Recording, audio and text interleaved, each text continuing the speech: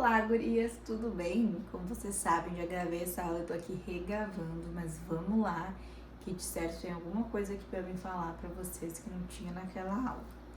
Bom, hoje a nossa aula bônus a gente vai falar sobre os arquétipos, não sei se alguém de vocês já ouviu falar sobre isso, mas é aquelas imagens mentais que a gente tem no nosso inconsciente coletivo e no modo geral, né? A gente usa muito ela dentro das constelações e nós utilizamos muito ela dentro do tarô. Então a gente lê os arquétipos da carta quando a gente faz uma tiragem. Quero começar contando para vocês de Jung, que foi o criador dos arquétipos. Ele nasceu em 1875 e morreu em 1961. Jung foi um psicoterapeuta, psiquiatra e também conhecido por ter sido o fundador da psicologia analítica. O que é a psicologia analítica, Cauane? É a psicologia da autoanálise. Então, analisar os meus comportamentos, analisar as coisas que acontecem comigo, como que eu me comporto diante daquilo para entender quem sou. Da psicologia analítica, tá?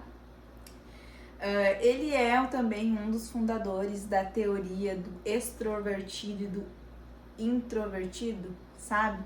Ele foi um dos fundadores dessa teoria também. Ele é um filósofo incrível e que trouxe muitos aprendizados e muita coisa para nós, tá? Muito conteúdo, muito aprendizado. Ele foi um dos fundadores, assim, das teorias, do posicionamento, do pensamento, onde o Bert Hellinger, né, que é o criador das constelações, estudou muito profundamente ele, tá? O Jung, ele fez essa teoria, então, dos arquétipos e também do inconsciente coletivo. Então, aquelas coisas que estão no inconsciente da sociedade, no inconsciente das pessoas. Como, por exemplo, né, essa questão do feminino, do machismo, tudo isso está estruturado no inconsciente coletivo. Desculpa. Muitas vezes uma criança, ela não quer ser machista ou feminista ou racista, ela não nasce com aquilo. Mas às vezes uma fala dela pode ser que seja devido ao inconsciente coletivo, devido a essas características que traz dentro da memória, né? Que traz ali dentro sem mesmo ter acesso, tá? Bom, seus dados científicos da psicologia e da filosofia e da psiquiatria, eles foram muito importantes para nós, mas eles foram muito influenciados por um hobby que Jung tinha, que era estudar e desenvolver a sua espiritualidade. Talvez seja isso que ele mais tenha de diferente, sabe? É esse estudo da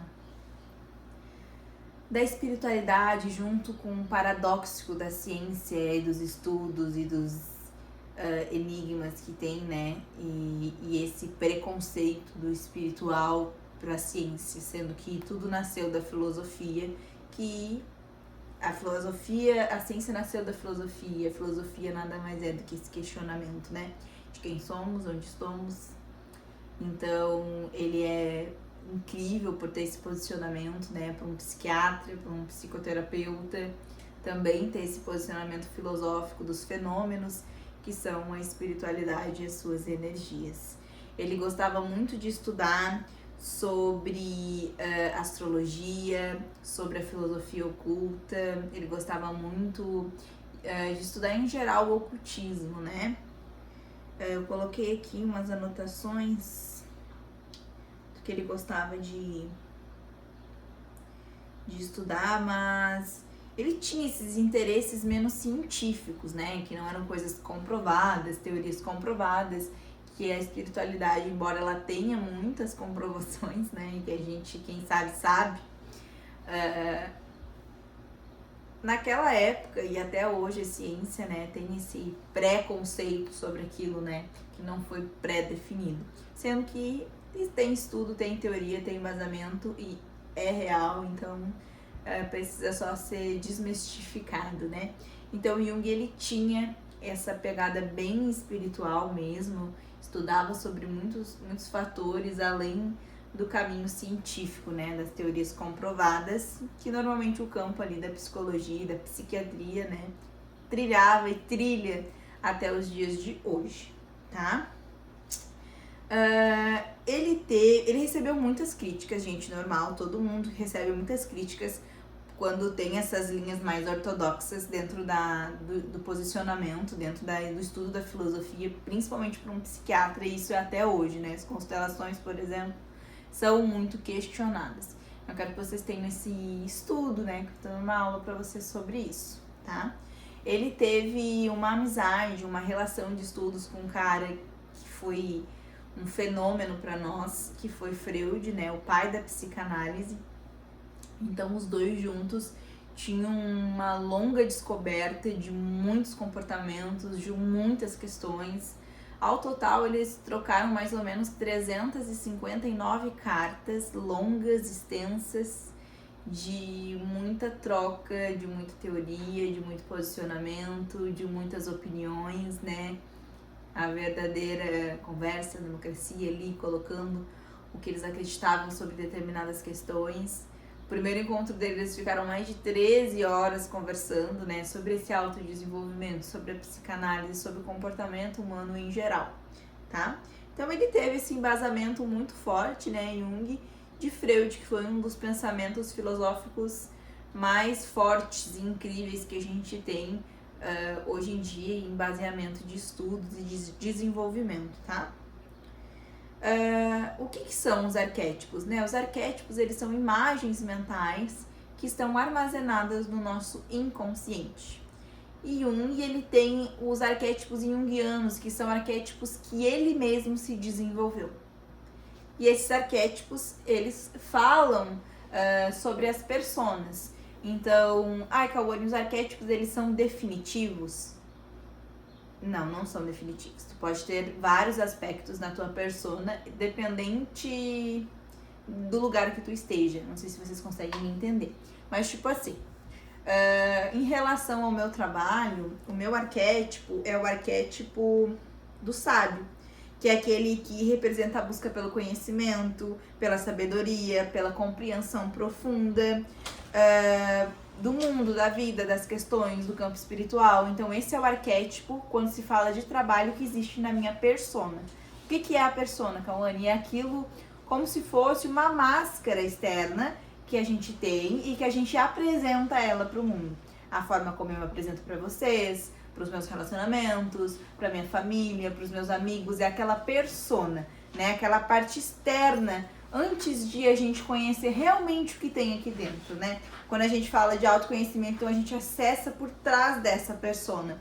Por isso que muitas pessoas têm essa dificuldade, né, de se autodesenvolver, de auto se desenvolver ou de se autoconhecer, né?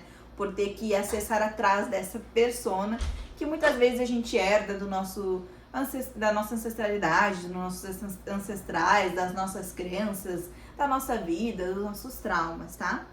Então, Jung, ele tem esses arquétipos junguianos que ele mesmo criou e que está no inconsciente coletivo. Então, por isso que a gente consegue, com 21 cartas do tarô, que são os arcanos maiores, a gente consegue, por exemplo, captar o momento daquela pessoa, o momento presente daquela pessoa. Porque todos nós, em algum momento da vida, passamos por um desses arquétipos, entende? Então, aqui, no outro vídeo, eu tinha falado um por um. Por isso que ele ficou tão extenso. E eu não vou falar nesse daqui. Eu vou mandar um arquivo para vocês, linkado aqui na aula, onde vai contar, gurias, todos esses arquétipos, tá? O que eu quero que vocês entendam é que a principal filosofia, o principal pensamento de Jung era que a gente tem ideias sobre muitas coisas, mesmo sem ter vivenciado elas, né? Então, por exemplo, a ideia de mãe. O que é mãe? Pro consciente coletivo, né? Aquela pessoa cuidadosa, aquela mulher cuidadosa, aquela mulher boa, que cuida da criança, que vive por aquela criança. Mas existem mães que não são assim. Mas elas não deixam de ser mães, pelo óbvio, né? Pelo racional, elas não deixam de ser mães. Porém, nós temos no consciente coletivo uma forma de dizer o que é mãe.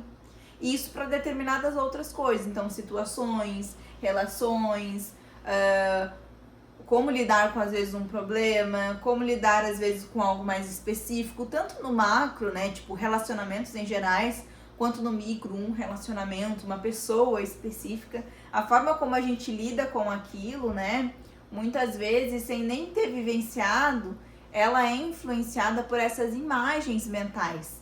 Imagens mentais nada mais, nada menos que arquétipos, né? Arquétipos, que são fonte de muito poder. Então a gente pode usar eles ao nosso favor. E aí, indo um pouquinho mais longe, depois vocês vão dar uma olhada no PDF, vocês leem os arquétipos junguianos para vocês entenderem, né?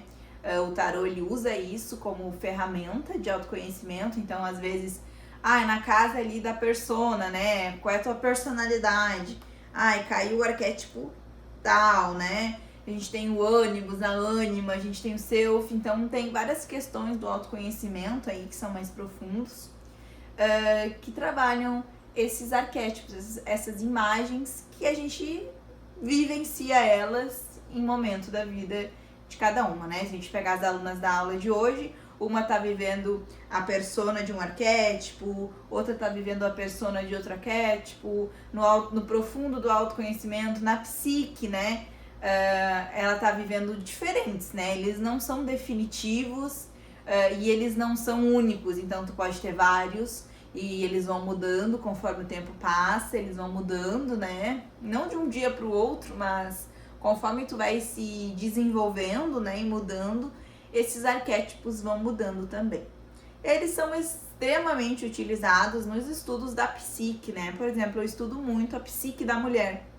E dentro da psique a gente tem alguns mitos, né? Tem o mito de uma menininha que a madrasta manda ela pra floresta, porque a mãe dela morreu muito cedo e ela tem uma bonequinha. E aí a gente faz os estudos, né? A bonequinha representa a intuição, a mãe que faleceu representa a ancestralidade, a bruxa representa os ensinamentos. Então ali, dentro dessas imagens, dessas histórias contadas para nós, a gente tem a representação de muita informação.